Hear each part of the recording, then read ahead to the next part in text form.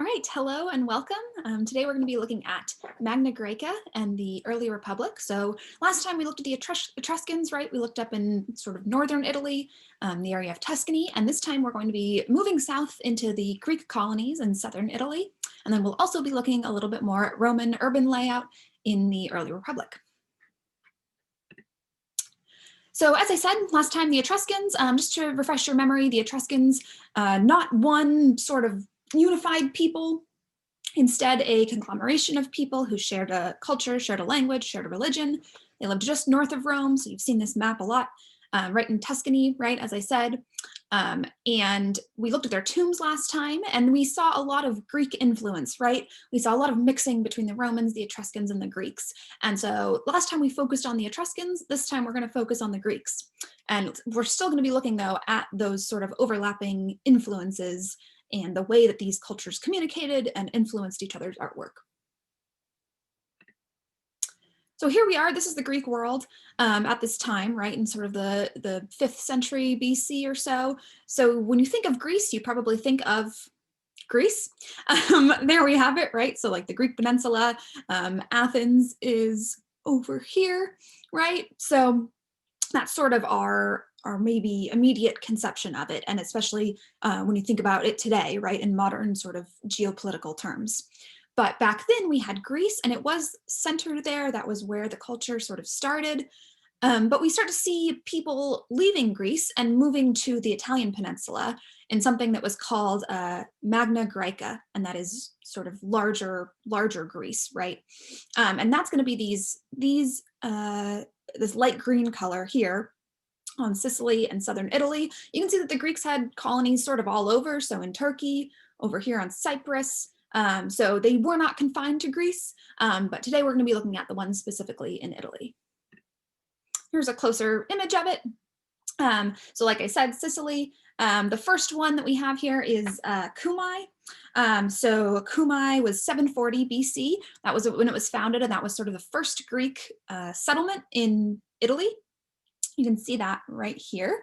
Neapolis, today it's Naples, right? So some of these still have legacies today. That can also situate you. If you've been to Italy, you might know where Naples is, so that's sort of where we're looking at.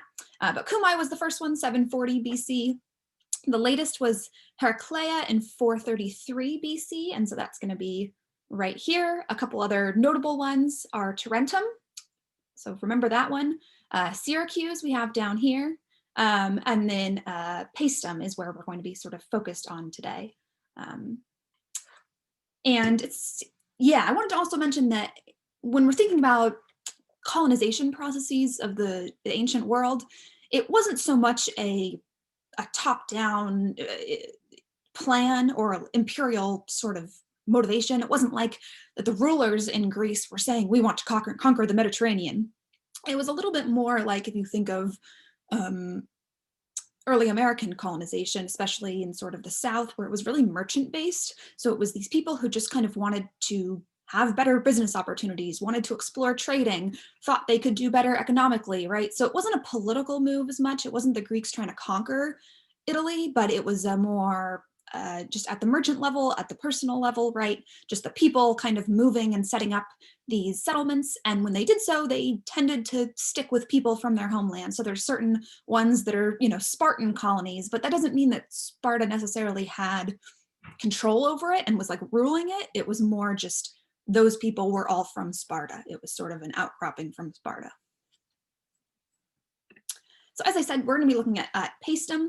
Again, just to go back, right? So that's on the coast right here, a little south of Naples in southern Italy. So this is Paestum. You can see right there it is on the coast. There's the water there. If you ever get a chance to go, I recommend it. It's beautiful there. You can take in the archaeological park and go to the beach. That's what I did. It was great. It was founded about circa 600 BC. By Greeks, and they set up this town called Paestum. It was called Poseidonia. It's a tongue twister. Poseidonia, because it was on the sea, and so Poseidon, right? That name is in the title there. So Poseidonia, the Latin or the Roman name for it is Paestum, and so that's what we call it today. We're looking at some architecture there. because it really has some great remains, some great Greek remains. So some of the best Greek finds are actually in Italy. So we'll be looking at that.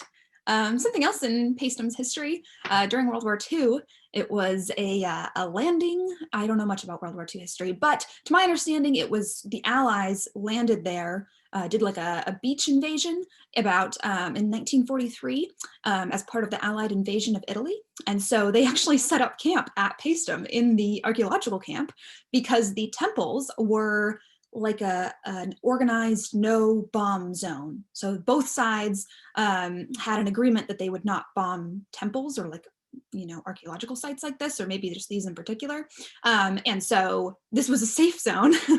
And so they set up like a Red Cross station and then also a telecommunications station, I think. So these are American troops that you see hanging out in the Paestum temples, which I thought was kind of cool. And it's just interesting to see how these ancient sites pop up throughout history, and how they're used in different ways, I think is really interesting. So before we start with the actual architecture, I want to review again from last time. So we talked about temple design, right? The Etruscans, you know, we looked at sort of their design, those overhanging roofs, right? Tripartite cella, the deep pronaos, right? That porch with multiple rows of columns, the really frontally oriented axis. So the stairway was right in the front. The columns do not go all the way around. It's a really front to back axis. And the acroteria, right? Roman temples looked very similar in the beginning. So we have really deep porches again, tripartite cellas, very frontally oriented with that staircase. Greek, however, looked different. They had the columns all the way around. It was a more 360-degree view of it, although you did generally enter at the front, but it didn't really feel like that. And then it didn't have a divided cella, right? It had sort of just an open space that would have held the statue. Excuse me. So when we look at a Greek colony in Paestum, maybe you can take a minute and imagine what would it be. So we have a Greek colony in Italy, in southern Italy. What do you think? Well, it looks very Greek. So if you said Greek, you are correct. So this we're going to look at first is the Temple of Hera I. And so I'm going to refer to it as Hera I. Hera is the wife of Zeus, right, in Greek mythology. And so this was a temple to her at Paestum, built 550 BC. So this is the earliest temple that we have at Paestum. So I'm just kind of starting chronologically. And it looks very Greek, right? So it's we have columns all the way around. I did want to mention that's called a peripteral temple. So when you have columns lining the entire thing, peripteral, or you can say it's a peripteral colonnade, a peripteral temple, but that's when the columns go all the way around. So it's not super frontally oriented, right? You almost don't know which side is the front or the back. You can view it from all angles and it looks kind of uniform. We do have an entrance, right? We have a porch, but it's not too deep. It doesn't have like multiple rows of columns like the Roman or the Etruscans do. And you can see, right, labeled, there goes, so pronaos, very different, but here, very shallow, looks Greek. We don't have necessarily a tripartite cella, but this temple is really interesting because we do have a divided cella, and that is not really, or that's not usually seen in Greek temples. So Greek temples usually just have a wide open space, and that's where you put the cult statue. So the rituals and things always take place outside more, but you have this cult statue that occupies the whole inner structure. And so it's a bit interesting here because we have a divided cella. And so that kind of made me wonder, you know, is that maybe a reference to a Greek temple in Italy? Did they get inspired by the Etruscans and maybe divide that cella? I'm not sure. I don't think we know. This has kind of confused a lot of people for a long time. There's been a lot of debate over why this cella is divided and what for. People have postulated that it might be because the temple was also dedicated to Jupiter or to Zeus, Hera's husband, and so perhaps it wasn't just Hera. Maybe it was more like the Capitoline triad, right, where you worship multiple gods in one temple. Maybe that was the case here, but overall, it looks very Greek. And let's take a look at the actual thing. So here it is, Hera I. You'll see here that it's next to another temple. So we're looking at the one in front, and then we'll move to the one in the back. But Hera I is the one in front. If you're looking at pictures of Paestum, Hera I no longer has its pediment. It doesn't have the triangular top anymore. So that's how you can always identify it, because it's sort of just flat on top. It wouldn't have been like that in antiquity, but it just didn't survive. The pediment didn't survive. So here we are. A couple things that I want to note about it. So it's a typical Doric temple. It is very heavy, right? It feels heavy. It doesn't feel light. It doesn't feel weightless. It feels very like solid, sturdy, heavy. And that's largely done because of these columns. So these columns have a very exaggerated entasis. And an entasis refers to a column when it sort of goes out in the middle. It bulges in the middle and then tapers near the top. So you can see that here, right? So it's going to go out in the middle and then it's going to taper in the bottom and in the top. And then it has this really simple column capital on it. It's kind of geometric. It's sort of like a disc. There's no ornamentation. It's very simple, very minimalist. Also on the base of it, so this is common for a Doric temple, the base does not have, well, it doesn't have a base, I guess, of the column, right? So the column just goes right into the stylobate. The stylobate is kind of that platform, I guess. When you walk up the steps, then there's the ground that's raised a bit. It's called the stylobate. And the column goes right into that. So there's no base, there's nothing, no kind of pedestal for the column. It just goes right into that. And we'll take a closer look at that in a second. A couple other things, the fluting on the column is very shallow and it's very broad. It's not super exaggerated or emphasized. And then there's a big sense of horizontality. And I know that's kind of interesting because you're thinking, well, it doesn't have a roof, so of course it looks more horizontal. But you can tell also just in the length of it. I mean, it's just massive. And the fact that these columns are so wide and then they taper, it feels like they're being pushed down by the weight of the roof. So it feels like, oh, this roof is so heavy that we had to bulge out to hold it, right? So that's why you kind of get this horizontal sense, because it feels like everything is being pushed down because those columns have such an exaggerated entasis, because they're so pronounced and bulging, right? So a reminder for you about the Doric order, if you've taken other architecture or Greek architecture classes, ancient architecture, you might know about this. I'm going to leave the other two for now and we'll come back to this image. But right now I just want to focus on the Doric, which is over here. So as I said, the steps leading up are what they call the stereobate, and then the stylobate is what I was talking about. And see how those columns go right into it? There's no base. So in other orders, we have sort of a base. They sit on a pedestal. It just goes right into it. And this is, they sort of like crunched it. So this is our little column. And then up top, right, so there's that pediment, triangular pediment. And then we have triglyphs and metopes. So triglyphs are sort of these lines, and then the metope holds an image. So that's where you'd have like artwork, and that's all part of the frieze. So this whole thing is called the frieze, and then we have triglyphs and metopes, triglyphs and metopes. And like I said, on that temple, doesn't have its roof anymore, so you can't really see it. Anything else I want to say? Yeah, I think those are the most important points for now. But yeah, again, not much ornamentation. So when you look at Ionic and Corinthian, you're going to see a lot of more decorative elements. And here it's very simple, minimalist, geometric, because this is the beginnings. This is the earliest style, the Doric. So here's a picture of it from the front. So again, you get a good look at those columns, which are really bulging under the weight, right?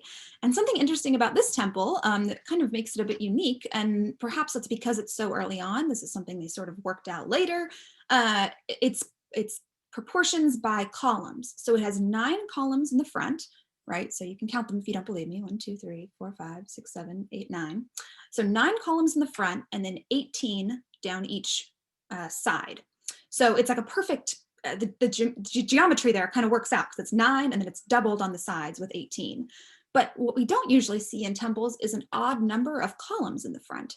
And that's because you want to walk into the temple, right? There just needs to be some sort of entrance. And especially if we think about Etruscan, Roman temples, you have that staircase in the front. So it's really frontally oriented. It's sort of directing you in. There's a, sort of an axis there, as I've said. But here we have this column standing right in the middle, and it kind of begs the question, like, how would I get in? Because I have to walk around. I have to pick a side, basically. I can't just walk up the middle. And another theory about this, so because you don't see that on Greek temples, you usually see an opening, is that maybe it has to do with the divided cella, right? So because there's sort of 2 halves to that cella, maybe that's why they wanted to divide it, but it's kind of just a weird feature, and definitely makes this pretty unique. So we're going to move on to Hera II. So this is Hera I, right? And it's earlier, 550. We're going to move on now to Hera II, which is the one that was right next to it. And Hera II is from 460, so almost 100 years later. And I've put the plans up again so we can compare. And it's starting to look really Greek now. It looks very much Greek. It's a peripteral temple, right? So the columns go all the way around. It has a shallow porch. There's not a lot of columns in the pronaos. And then it has an open cella. And I know there's columns there, but that's just, they're not for dividing purposes. They're not delineating rooms or parts. There are columns, but it's still one open space, right? They're not walls, they're just columns. And then again, you see this back portion and that we actually see on the Parthenon as well. So definitely looks more Greek. Another thing that I wanted to mention, the ambulatory, that's sort of this space in between the peripteral colonnade and the cella wall. So you have this space that you can actually walk around it. And you can see here that there's not really an area for that because the columns kind of blend into the pronaos, and then you have the tripartite cella. So there's not really a space that you can walk all the way around. And the Roman one also not a peripteral temple, right? Because we don't have columns in the back. So another thing, the ambulatory, that's sort of this space here. Let's move forward, see a picture of it. So here it is. Here it is in the back, right? So Hera I in the front, and then Hera II in the back, built 100 years later or so. And take a minute, actually, I'm gonna pause while I want you to sort of notice differences between the two. So think for a minute.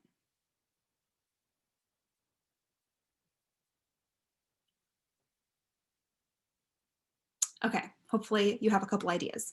Something that I want to point out right away, this sense of horizontality is not present. It feels much more vertical, right? And I know, again, you're thinking, well, that's just because there's a roof on it.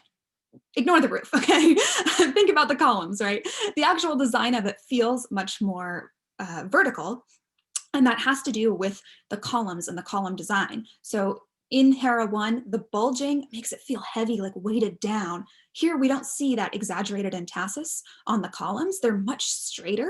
We also see a lot deeper fluting. So that fluting is sort of the lines that go around the column, right? It's much deeper here. Like you can see it from here. We almost couldn't see it when we looked at the image earlier on Hera I, but you can see that deep fluting really creates a contrast between each line of the column. And so it really draws your eye up and down. It directs you to that vertical sense of motion almost.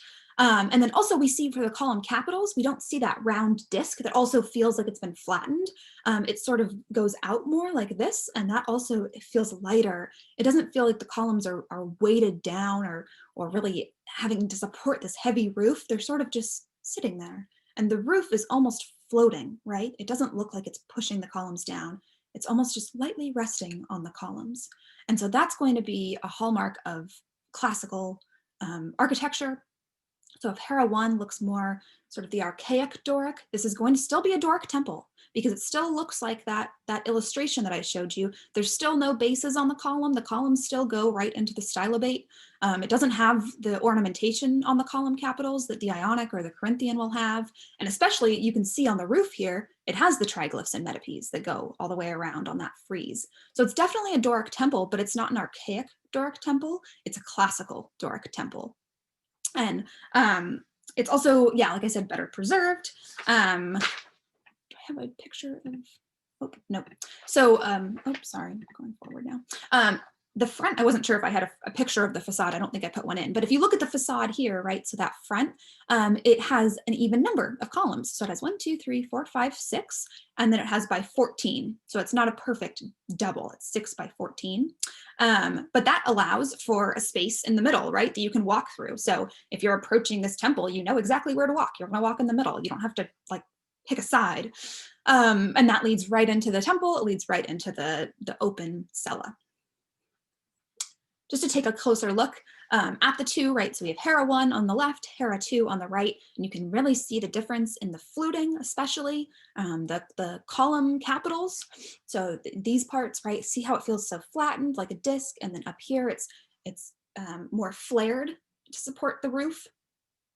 And then similar though in the column bases that they don't have a base. But again, another good, you can look at the entasis. So the rounding of it here, and then it feels much straighter here. So sort of developments in Greek temple architecture. There is one more preserved temple at Paestum. This is the Temple of Athena. So the two that we were looking at, the Heras, are over here, and then Athena is way on the other side. So when you enter the site today, the first one that you see is Athena, and then you kind of have to walk all the way down to see the other ones. I'm not going to spend too much time on this. This is more similar to well, it's actually a little bit in the middle, so that is kind of interesting because it's 500, and you can actually kind of tell because the columns are not as straight and vertical as Hera II, but they're also not as bulging as Hera I. So they're sort of in the middle, right? They're kind of, you can see the development happening. Also a Doric temple, pretty well preserved. Similar, you know, when you look at the layout, it's peripteral, has an open cella, shallowish porch of columns at least. And then it has an even number. It also has 6 columns in the front. So it has that opening in the middle that you can walk through. But all in all, I wanted to just show the development, like I said, from Archaic. This is sort of a middle one, and then we have Classical. So I want to move now to wall paintings at Paestum. So that was architecture that we see at Paestum. Paestum also has great frescoes, though, which are wall paintings from tombs. And these are the oldest Greek frescoes that we have, and they're not in Greece, they are in Italy.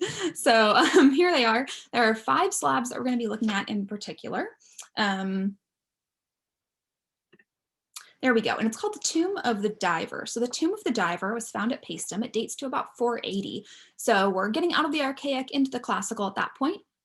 And it is also subterranean. So like the tombs that we saw in Etruria, the Etruscan tombs, it's also going to be underground. And so if you can imagine walking right here, like that's the ground level where these sort of textured lines are. So you're walking and then it would open up and you could look down, you know, theoretically, once after it was sealed, no. But that was the way that archaeologists found it, though, is imagine they're on the ground level and they're opening up this tomb and you can look down into it. And the tomb is made up of 5 stone slabs. So they just dug the pit into the earth and then put stone slabs on each wall that were painted. And we're going to be looking at those in more detail. So we're going to start with these ones. I think I have another view of it. Yeah, so this is almost like you're in the tomb. So you can see there's one on the top and then you have the walls around you. So here we go. Let's start with this one. So this is on the back. These are the long walls, right? So there's sort of shorter walls here and then long walls. So I'm going to start with the long walls. Once again, we see a symposium scene, right? So similar to Etruscan tomb design, tomb paintings, we see a lot of symposia there. We see another symposium scene here.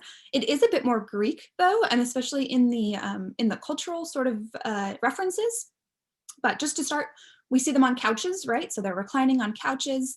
It's all men. We don't see any women at this banquet because Symposia did not have women there. And so it's all these men who are reclining on couches. They look very Greek in terms of the musculature, right? They're like very built and they kind of all look like models. And they're having a good time, right? So we see them partying. People are like holding up dishes, asking for like, oh, more wine, maybe. And we also see a lot of flirtation happening, right? So these were all male parties, banquets. And we see a lot of sort of male flirtation, romance, especially with these two, the way that they're looking at each other, holding each other. And this is also a reference to Greek culture a bit more. And there's been a lot of debate about this scene, about what exactly it represents. So there's, if you take another classics or Greek art classes, you might know that there was a thing in Greek culture, sort of a societal norm, where there would be a relationship between an older man and a boy or a younger man, right? And it was usually a sexual relationship that today we would not condone by our child abuse laws, right? This is not something that our morals today or our society really approves of. But back then that was sort of, it was part of their kind of ritual part of manhood into society. And so this relationship between an older man and a younger boy. But here it's a reference to that, but we are not sure exactly if that is what we are seeing, that sort of strictly more ritualistic side, or if this is a relationship, if it is a romantic relationship, because we see, so the man here, he has a beard, right? And that always signifies that he is older. So older men in Greek culture would have beards, and then the younger ones would not. So we have an older man and a younger man. But yeah, to me, he doesn't really look like a boy. He would say he looks more like a man. I mean, he's got some like musculature to him. So I'm not sure if that's the ritual that we're seeing here. I think it might just be more like it's a banquet, it's a party scene, and this is more of a romantic scene. Yeah, so moving forward, we have the two shorter paintings as well. So those are the two shorter walls. And again, we see more scenes of this banquet. We do see a woman, right? The women always had the lighter white skin, which actually probably is maybe accurate because they were kind of sequestered. They couldn't come to parties like this. They were kind of kept in the home.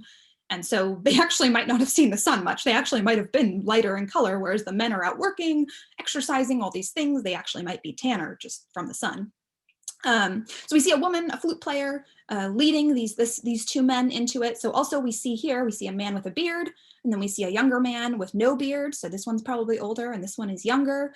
Also the older man is clothed and the younger man is really that heroic athletic nude, right? So the Greeks had this fascination with the athletic male young form.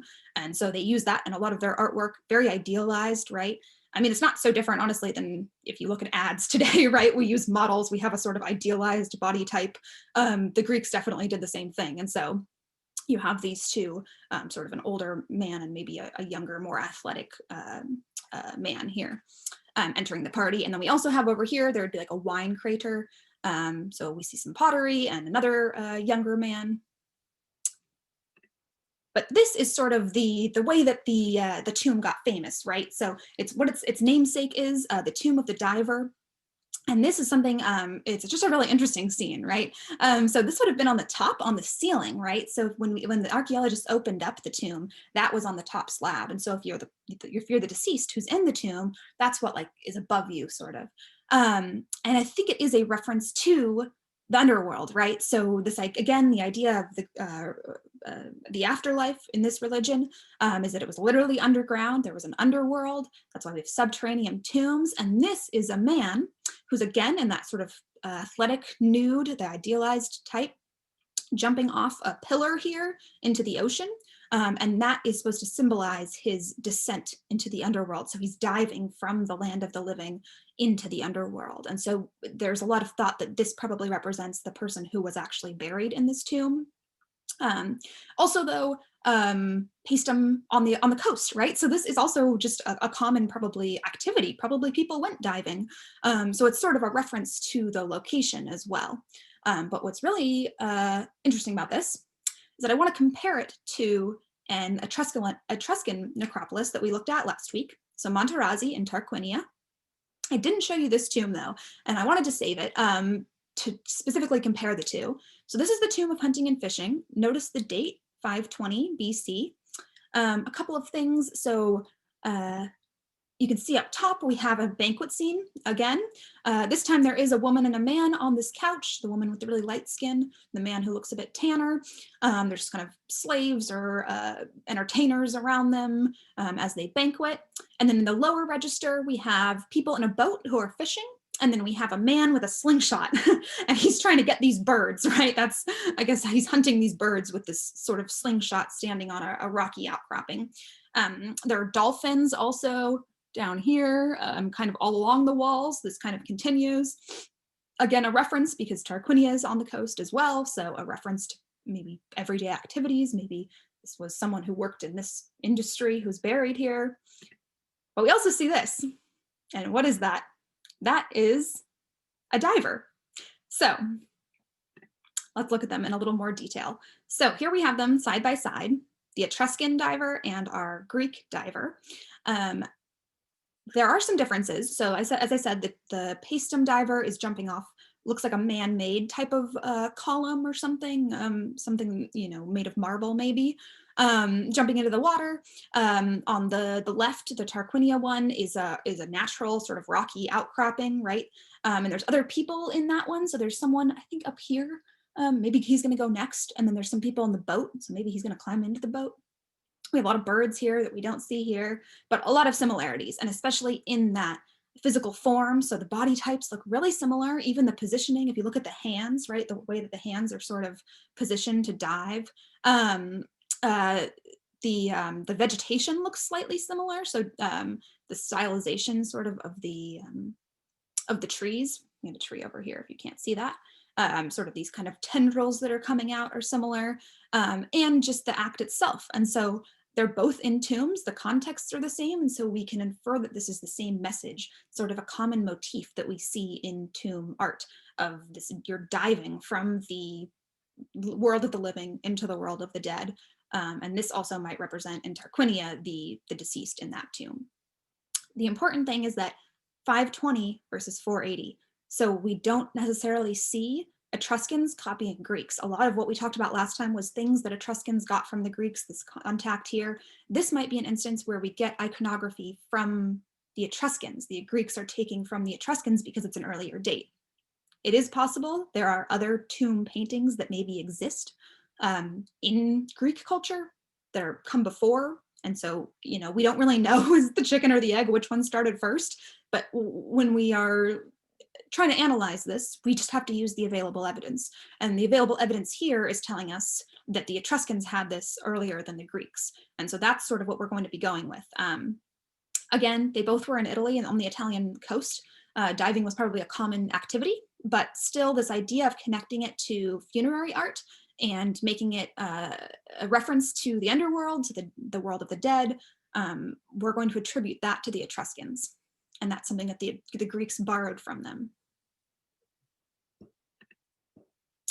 So that's it for the Tomb of the Diver. A couple other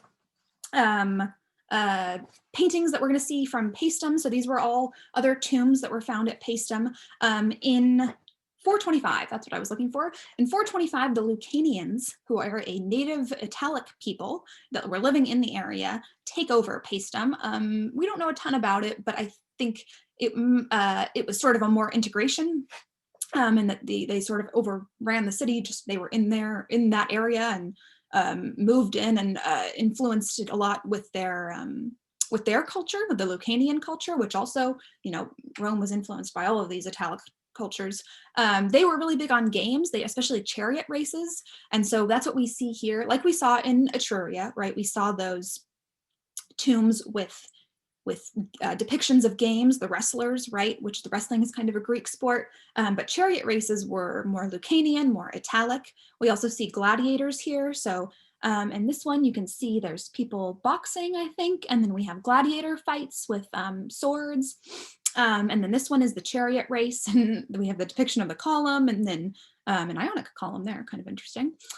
Chariots with horses, and then this is more of a battle scene. So this isn't so much a game as an actual battle. But probably, again, pointing to a funerary reference. So games either, you know, played in honor of the dead, or games taking place in the underworld, perhaps. Again, just that connection that we see with a lot of different cultures of using references to games in their tombs. So, as I said, the Lucanians came to Paestum in 425 and really started influencing the town with their culture, making it a bit less of a strictly Greek colony. In 273, the Romans took over Paestum. So as we remember, after the sack by the Gauls, right, and we'll be talking a little bit about this soon, after the sack by the Gauls in 390 BC, the Romans really started adopting a more militaristic attitude, and they started realizing that they were vulnerable and storing up their defenses, but with that also came a little bit more of an aggressive attitude, where they started looking outward and they started looking at the Italian peninsula and looking toward conquering or accumulating other people into their own. So they started doing that by taking over their immediate neighbors in Latium, so those around right around the city of Rome. They then moved to central Italy, including the Etruscans, and they're going to take over Etruria and the rest of central Italy. It's tough at first, you know, they're not immediately these great powers. They win some, they lose some, but it gets to the point where at some point they kind of just stop losing. and they just start winning and conquering everyone. And what they would do is that they would make their conquered people, they would not totally subjugate them, they wouldn't sell them all off as slaves, maybe some as slaves, but not all of them as slaves, and they would accumulate them more into society. So they would give them these citizenship packages, and kind of depending on how warmly you greeted the Roman troops, that's how they would determine how much citizenship to give you. So there was these different levels, and the top one being voting rights, that you actually were a full citizen, you were a free male, and you were a free male citizen of Rome, and that allowed you to vote. The issue with that is that they weren't all near Rome, and there was sort of, you had to travel to, like, you had to vote in person. Common issues, right? History repeats itself. So in Rome, you had to vote in person, and a lot of people in these colonies or Rome had conquered didn't live nearby, and it wasn't convenient. So it was more of a ceremonial sort of title that they were a citizen. Anyway, I digress. The conquered had to pay taxes, they had to give troops, and that also helped Rome's military. That really contributed to why they kept winning, is because they had this almost endless supply of troops coming in, because they could call on all of their different towns that they had conquered nearby.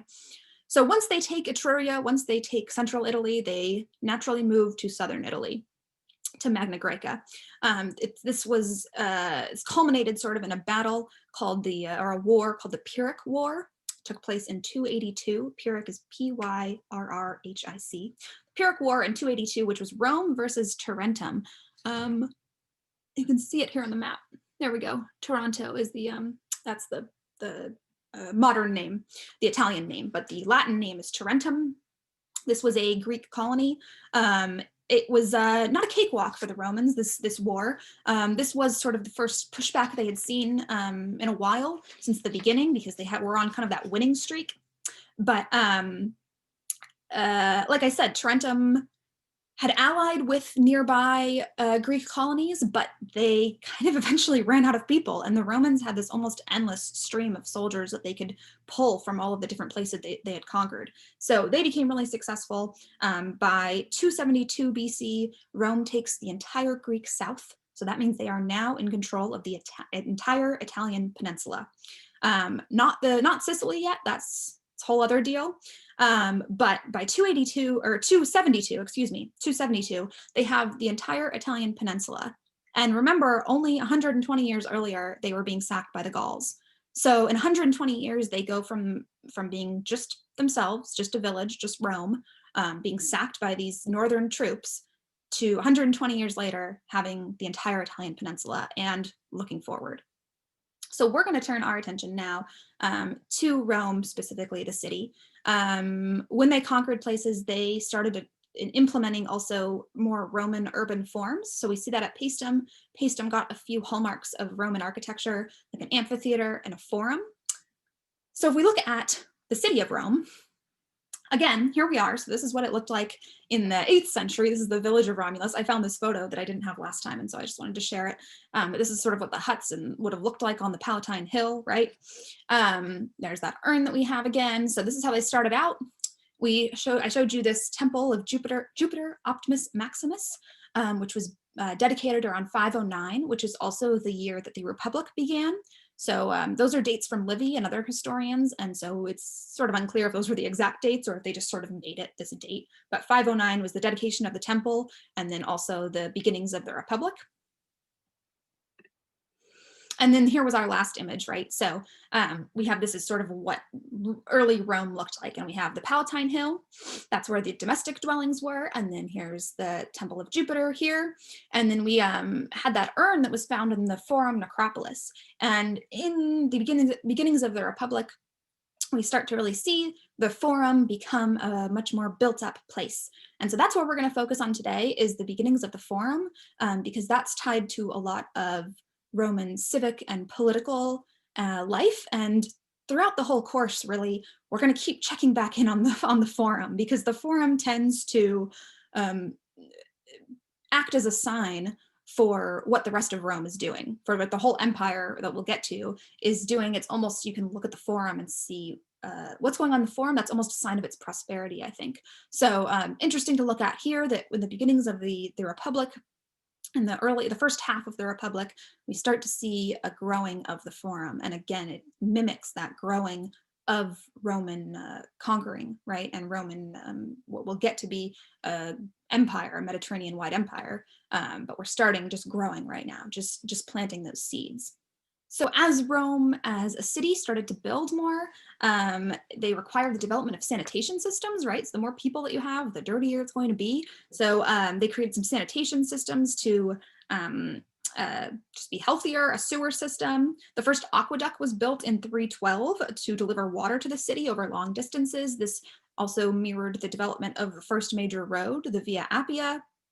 The Servian wall, which you can see on that left image, is that red line that goes all the way around. That was built in the 4th century as well after the Gaul attack, so they're shoring up their defenses here. And the city of Rome during the Republic was really characterized by its aristocracy. And so with the rise of the Republic, we start seeing, and actually even before that too, because we had kings, and so we had this sort of upper class, but we start seeing these families who want to gain power, show power, enter the Senate, get these positions of power, and they are going to mainly live around the Forum. So the Forum that you see in the center, right, the Palatine Hill was the main domestic dwelling place, but they started moving down the hill into the Forum area, and it was sort of that the better off you are, the wealthier you are, the more powerful you are, the closer you're going to live to the Forum, because you want to be near the action. And so the Palatine Hill also did have, it started getting more of these political families living there and wealthier families. And so the lower class people were sort of pushed out into the other hills surrounding. So the center started becoming this political and wealthy neighborhood. But we're gonna look at the Forum right now. So I don't know if I ever defined the Forum. The Forum is the main public meeting place in a Roman city. So it would have had the commercial, judicial, religious, social activities, political activities. It was sort of the heart of the city, the downtown. This is it today on the left. You can see the ruins of it. You can go there today. There's a lot of other additions, later additions. So that's there's a lot there that wouldn't have been there in the beginning. Same with this picture on the right. That's it in its heyday, but also not how we're looking at it right now. There wasn't that many buildings right now. So here's a plan of it. So let's see, where do I begin? So we have the Palatine Hill is about right here. It's going to be in this lower right corner. And then you can go down, and then we started building roads too. So the Via Sacra is the sacred way. If you know anything about Greek art, you might know about the one in Athens, right? So the Panathenaic way, that was sort of the ritualistic road to get up to the Acropolis in Athens to do their rituals. They'd have big processions on it. Very similar thing here on the Via Sacra. It led up toward the Capitoline Hill. So the Capitoline Hill is going to be here. It's going to be more on the left side of your screen. That's where the Temple of Jupiter is. And so they would go along this Via Sacra through the Forum up to the Capitoline Hill. A couple other things, as I said, that we won't be looking at because they don't exist anymore, but the shops that would have been here would have lined all the roads as well. So sort of the main marketplace. We could see that great drain. That was part of the sewage system that they built. Yeah, and we'll keep an eye on this because we'll see it expand as the course goes on. So I'm going to turn now to the religious architecture that was in the Forum. So if we look here, we can see the Temple of Saturn and the Temple of Castor and Pollux. Those were the two main temples in the early Republic in the Forum, two of the first ones built. The Temple of Saturn was built first. In 498 it was dedicated, and then the Temple of Castor and Pollux followed in 484. Even what you're seeing now is not the remains of those temples, those ones from the 5th century. They were rebuilt many times over the course of Rome's history. And so some of the foundations that you see are probably the same, but the columns, as you can see, they're Corinthian. That kind of comes later. Saturn in Greek, that is Kronos, who's a Titan. He was in Roman culture, though, he was more the god of agriculture, wealth, plenty. So they actually housed the treasury, the Roman treasury, in this temple, as well as the archives. But it sort of makes sense. The god of plenty is also going to be the home of the treasury. And then Castor and Pollux, those were twins, so the Gemini twins. And they had, there was an important battle that took place around this time. And the Romans attributed their victory to the intercession of Castor and Pollux. And so they built this temple in their honor as sort of a way to thank them for interceding. So those are the religious aspects. We also have the Temple of Vesta. So if you remember from the very beginning, the founding myth of Rome, their mother, Rhea Silvia, has to become a Vestal Virgin. So that's what this refers to, the Temple of Vesta, where it would have had the hearth of the city, sort of the, it's also sort of the heart, I guess, but it was the home, it represented the home of Rome. And these Vestal Virgins were the ones who tended this flame that was there. And they had a temple called the Temple of Vesta that was run by these women. That actually is earlier than both of the temples that we see before, but we're not really sure. We don't have an exact date for that one. That's why it's like, could Rhea Silvia have been a Vestal Virgin? We don't know if the chronology lines up. And then the other one, this is not a piece of religious architecture, but it is from the regal period. This was the Regia Domus, which is the king's house. So this is where the kings of Rome lived during the regal period, but it continues into the early republic. It's still in the Forum, and you can see it on the map if I go back here. So we had Temple of Saturn, Temple of Castor and Pollux, Temple of Vesta is here, and then the Regia is here. And again, the Palatine Hill is here, right? So that sort of makes sense that the house is going to be near the Palatine Hill. And then we start to have these aristocratic families who also build their homes around that way, sort of close to the Regia. So those are the, as I said, religious ones. We have the king's house, the sort of regal one. And then once the Republic starts, we get the Roman Senate. So the development of the Senate necessitates the Curia, which is the meeting house of the Senate.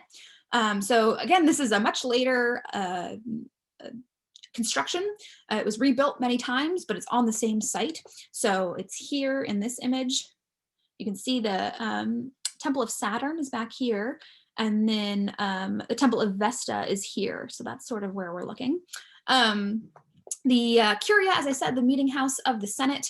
And then they also had a comitum, which is an open air assembly place that was more public, where people could speak publicly. And so that sat right outside of it. So the Curia and the comitum were both early Republic constructions. But that is about it. It wasn't huge. So bringing us back to this map, Temple of Saturn, Temple of Castor and Pollux, Temple of Vesta, the Regia, which is a holdover from the regal period. Then the Senate House, that's the Curia. They go interchangeably. And then the comitum is this circular outdoor area where people could speak. Capitoline Hill, Palatine Hill, and then shops as well would have been along the roads. The necropolis where that urn was found, you can see it on the map as well. When the Forum begins to be built, they move the burials out of the city. So as I said, the Roman tradition was to bury things on the, to bury people on the outskirts of town. And so the main necropolis is moved to the Esquiline Hill. And we're going to look at a wall painting from there now. So moving from the Forum architecture, we're going to move to some other early Republic art in Rome. You see the Esquiline Hill here, so that's where the new necropolis was. And this is a wall painting from the tomb of Q Fabius, Rome, 300 to 250 BC. It depicts the military career and achievements of an elite male. So as I said, in this time, we see the rise of the aristocratic class, and a lot of these people gained popularity and gained power through military achievements, because this was a time when Rome was really expanding, right? So you could sort of make a name for yourself on the battlefield. So this is a depiction in a tomb of a career of Q Fabius. So it's sort of hard to see here. We're going to turn on the labels. So just starting at the top, so there's this city wall, this sort of defensive structure, right, which maybe mimics the Servian wall that was actually built. Men wearing togas look down over the walls. And then there are these two figures here, one in a toga who holds a spear, and another one who wears only a loincloth. And they're kind of extending their arms toward one another. And then it actually names them, so you can see the names there, right? So that's sort of naming who's in this scene. And then below that, we also see another pair of men meeting. It's not preserved very well, but they're also labeled. So you can see that Q Fabius are the the one who's the tomb is named for. His name is there, and then Fanio, who is maybe also what we see up there. So that's again these two men. They're having some sort of exchange, some sort of meeting. We see people watching, spectators here watching. This looks like it's actually part of another scene, so it's part of the scene that would have been here, but it's two men fighting. And then there's another register here with yet another scene. So what we're seeing here is an episodic narrative, and this is going to become a part of Roman art that we see, where we have the same people in all these different scenes. It's almost like a graphic novel or something, where you have different scenes of different events taking place with the same characters in these registers. This is probably depicting some sort of battle taking place, some sort of military activity. It's likely that Q Fabius refers to Q Fabius Maximus Rullianus, who was a consul around this time in 322 to 295. And he even had a triumph, which means he had a sort of a celebratory parade almost in his honor for his militaristic work. He was a big figure in the Samnite War. You don't really need to know all these details of each war, but just know that he was a military commander. He was very successful, and the Fanio character that we have is probably a Samnite because he's dressed differently. He's not wearing a toga, but he's just in that loincloth, so that might depict him as an outsider. He is his armor, also the shin guards that we see, those greaves, are also consistent with Samnite, which is a nearby people in Italy. So essentially we have our hero, right, our military commander, Fabius, perhaps battling and then meeting with and then negotiating a Samnite surrender.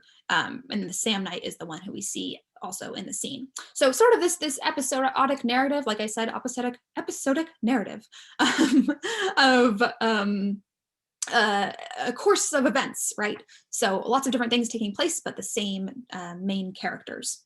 Again, just pointing to that, the militaristic culture of Rome and the rise of aristocratic families, and especially the link between those two things, so that as their military values grow, as Rome starts to become more militaristic and value military strength, we see that their upper class is also people who are involved with that. So their upper class becomes comprised of people with military success. So we've looked at a lot of wall paintings from tombs, and we've also looked at architecture in this lecture. And I want to close by looking at a statue. And I think this statue will sort of set the stage for where we're going in the next lecture and beyond. And that is because it is a sculpture that is starting to look more classical. And that is the direction that we're going in Roman art, right? That the classical style is going to lead into the Roman style. And so what we have here is a bronze statue. It's actually Etruscan, so it's from Todi, which is that red dot on the map, sort of the big one. The map didn't have it, so I had to add my own. So there it is, Todi. This was in 400 BC, it dates to. It is a bronze, so we mentioned that last time that the Etruscans were very skilled metal workers, so this is one of their metal sculptures. It is a votive object from a sanctuary, so that means it's not from a tomb, it's actually from like a temple, and people would leave gifts at this temple. They would make gifts in honor of the gods, to give to the gods, to sort of win their favor, you know. So this was a votive object that was left for the gods at an Etruscan sanctuary in Todi.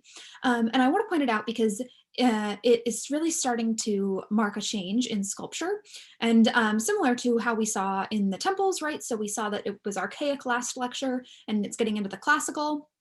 Same thing's happening with sculpture. So a couple things that we can point to that are marking this in the classical style. The contrapposto pose is a big one. That's kind of a hallmark of classical sculpture. So that's that hip sway, the way that he has his hip out, and then the leg bent and the feet a little bit apart. And it sort of looks relaxed, you know, it's not as rigid or as unnatural. It looks a little bit more natural, that contrapposto pose. Also the facial expressions, there's not the archaic smile, and it doesn't look as abstracted, it looks more realistic. So the facial features, the lips, the nose, the eyes, all that, you know, there's not those like very strict almond shaped eyes. There's a little bit more depth to the eyes, a little bit you can see underneath the eye, right? Like right here, starting to look, those lines are starting to look more like a real eye. And then the other thing is the hair. So we talked about the very patterned beaded hair in the archaic style, and here we can see much more naturalistic curls. They're starting to look like hair. It's also a lot shorter, so a different style we see. Um, but overall, this is going to be the beginning of the classical style, and especially when we start looking at more Roman sculptures, we're going to see a lot more similarities with this than necessarily with the Archaic, but that's sort of where it all came from. So it started with the Archaic and it developed into this, and it'll develop even more so later on. The style of armor also is Etruscan, and so again we start to see more of an emphasis on militaristic attributes here, right? As sort of this whole area of Italy became more militaristic, especially the Romans, and we also started to see around this time and a little bit after an increase in votive objects at Etruscan sanctuaries, and this archaeologists have postulated that this might be because things were getting worse for the Etruscans, right, as the Romans were coming to conquer them. And so we perhaps see an increased religiosity or an increase in wanting to give gifts to the gods and try to win their favor because they may have known that the tide was not turning in their favor. So we're going to end there. This was just, I wanted to make sure that we kind of hit a few different things. And so I wanted to show you a sculpture here. Next time we will be focused on the late Republic, and that is an important lecture because that is going to set the stage for the rest of the course, especially really lead into what we know of as Rome. When we think of Rome, I think a lot of that sort of the turning point is the next lecture and then continuing next week as well. But these last couple lectures have been really important to see the origins of Rome, the influences, where they came from, where they got their ideas, their religion, their artistic practices, their urban layout, things like that, and how this is going to be exported later on. So next time, the late Republic, and also I think that's, we'll really start to be focusing on Rome specifically. So we looked at other cultures, the Etruscans and the Greeks, and it's pretty much Rome from here on out. So that's where we'll leave it, and see you on Thursday.